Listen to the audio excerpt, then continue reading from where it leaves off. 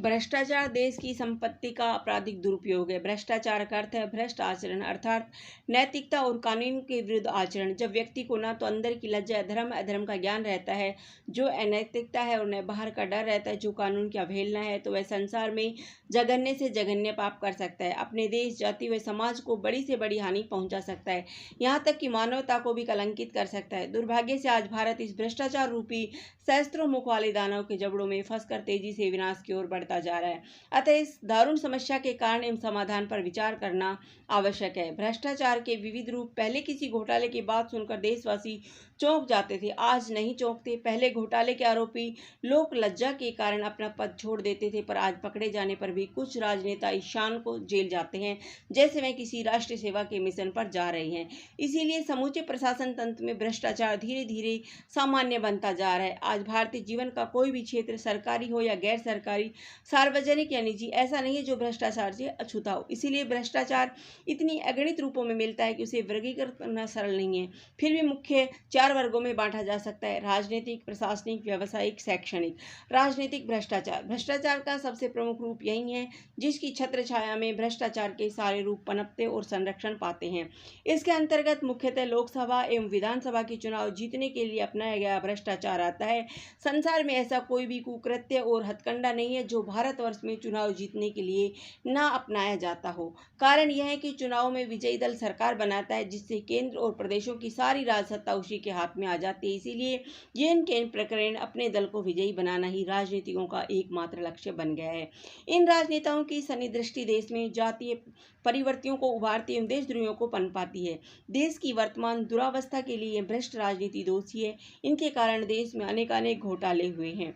Number 2, प्रशासनिक भ्रष्टाचार। इसके अंतर्गत सरकारी, अर्ध सरकारी, गैर सरकारी संस्थाओं, प्रतिष्ठानों या सेवाओं, नौकरियों में बैठे वे सारे अधिकारी आते हैं जो जातिवाद, भाई भतीजावाद, किसी प्रकार के दबाव या कामिनी कांचन के लोभ या अन्याय किसी कारण से अयोग्य व्यक्तियों की नियुक्तियां करते हैं, उन्हें पदोन्नत करते हैं, स्वयं अपने कर्तव्य की अवहेलना करते हैं और ऐसा करने वाले अधीनस्थ कर्मचारियों को प्रश्रय देते हैं या अपने किसी भी कार्य या आचरण से देश को किसी मोर्चे पर कमजोर बनाते हैं, चाहे वह गलत कोटा परमिट देने वाला अफसर हो या सेना के रहस्य विदेशों के हाथ बेचने वाला। सेना अधिकारी या ठेकेदारों से रिश्वत खाकर शीघ्र रह जाने वाला पुल, सरकारी भवनों आदि का निर्माण करने वाला इंजीनियर या अन्यायपूर्ण फैसले करने वाला न्यायाधीश या अपराधी को प्रेशर देने वाला पुलिस अफसर भी इसी प्रकार के भ्रष्टाचार के अंतर्गत आते हैं। व्यवसायिक भ्रष्टाचार। इसके अंतर्गत विभिन्न पदार्थों में मिलावट करने वाले, घटिया माल तैयार करके बढ़िया माल बेचने वाले, निर्धारित दर से अधिक मूल्य वसूलने वाले, वस्तु विशेष का कृत्रिम अभाव पैदा करके जनता के दोनों हाथों से लूटने वाले, कर चोरी करने वाले तथा अन्य भ्रष्ट तौर तरीके अपनाकर देश और समाज को कमजोर बनाने वाले व्यवसायी आते हैं। शैक्षणिक भ्रष्टाचार। शिक्षा जैसा पवित्र क्षेत्र भी भ्रष्टाचार के संक्रमण से अछूता नहीं रहा। आज डिग्री से अधिक सिफारिश, योग्यता से अधिक चापलूसी का बोलबाला है। परिश्रम से अधिक बल धन में होने के कारण शिक्षा का निरंतर पतन हो रहा है। भ्रष्टाचार के कारण। भ्रष्टाचार की गति नीचे से ऊपर को न होकर ऊपर से नीचे की ओर होती है, अर्थात भ्रष्टाचार सबसे पहले उच्चतम स्तर पर पनपता है और तब क्रम से नीचे की ओर फैलता जाता है। कहावत है, यथा राजा तथा प्रजा। इसका यह आशय कदापि नहीं है कि भारत में प्रत्येक व्यक्ति भ्रष्टाचारी है, पर इसमें कोई संदेह नहीं है कि भ्रष्टाचार से मुक्त व्यक्ति इस देश में अपवाद स्वरूप ही मिलते हैं। कारण है वह भौतिकवादी जीवन दर्शन जो अंग्रेजी शिक्षा के माध्यम से पश्चिम से आया है। यह जीवन पद्धति विशुद्ध भोगवादी है। खाओ पियो और मौज करो ही इसका एक मूल मंत्र है।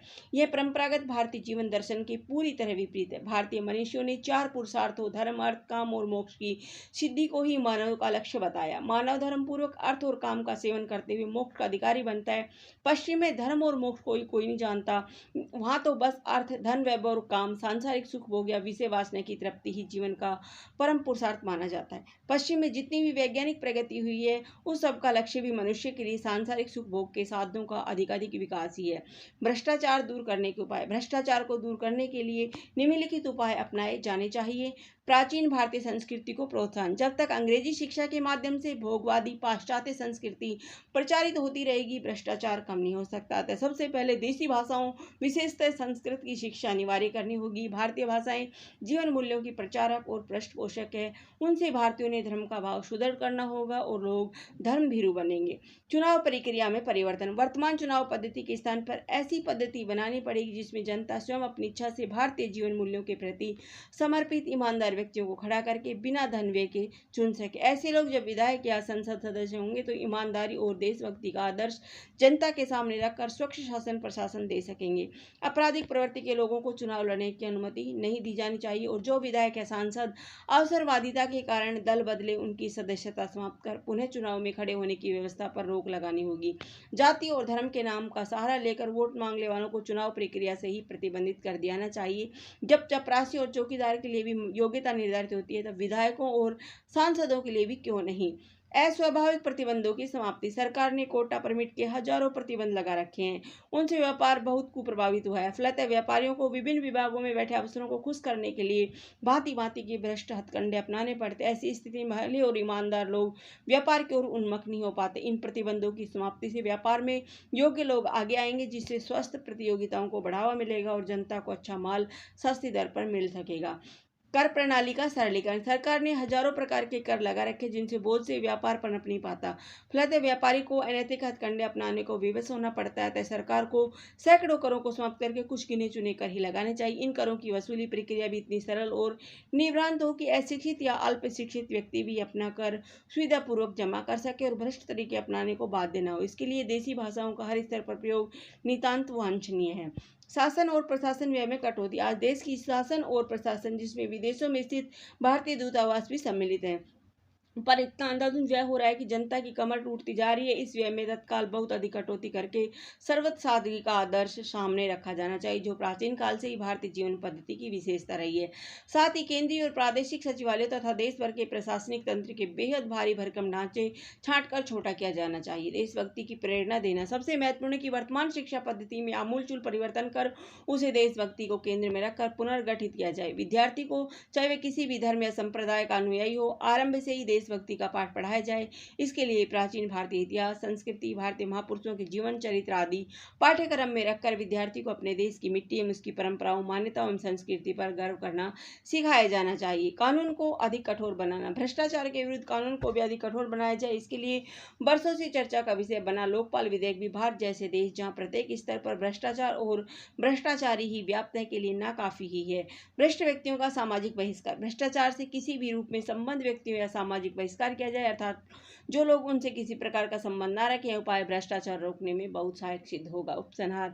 भ्रष्टाचार ऊपर से नीचे को आता है, इसलिए जब तक राजनेता देशभक्त और सदाचारी न होंगे भ्रष्टाचार का उन्मूलन असंभव है। उपयुक्त राजनेताओं के चुने जाने के बाद ही पूर्वोक्त सारे उपाय अपनाए जा सकते हैं जो भ्रष्टाचार को जड़ से उखाड़ने में पूर्णतः प्रभावी सिद्ध होंगे। आज हर एक की जबान पर एक ही प्रश्न है कि क्या होगा इस महान सनातन राष्ट्र का, कैसे मिटेगा यह भ्रष्टाचार, अत्याचार और दुराचार। यह तभी संभव है जब चरित्रवान तथा सर्वस्व त्याग और देश सेवा की भावनाओं से भरे लोग राजनीति में आएंगे और लोक चेतना के साथ जीवन को